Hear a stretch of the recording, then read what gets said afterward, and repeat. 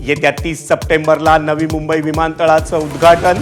सिडकोचे MD Vijay Singhal यांची माहिती. उद्घाटन सोहळ्याला पंतप्रधान नरेंद्र मोदी उपस्थित राहण्याची शक्यता.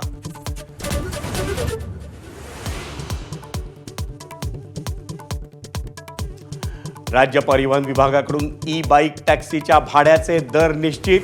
1.5 किलोमीटरसाठी 15 रुपये तर पुढील प्रत्येक किलोमीटरसाठी 10 रुपये 27 पैसे भाडं आकारणार.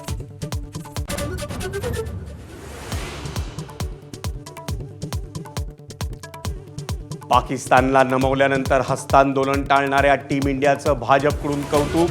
तर भारतानं आशिया चषक स्पर्धा जिंकल्यास ट्रॉफी एसीसी अध्यक्ष नक्वी यांच्या हातून स्वीकारणार की नाही असा सवाल उपस्थित.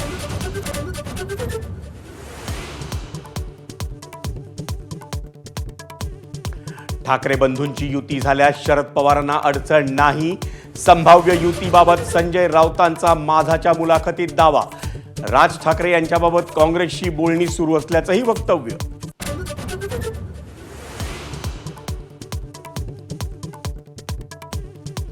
भाजप नेते मोहित कंबोज यांच्या कंपनीला एसआरएचे प्रकल्प मिळाल्याचा विरोधकांचा आरोप.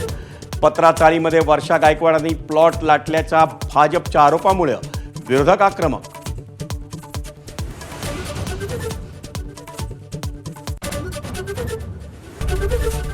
एबीपी माझा, उघडा डोळे बघा नीट.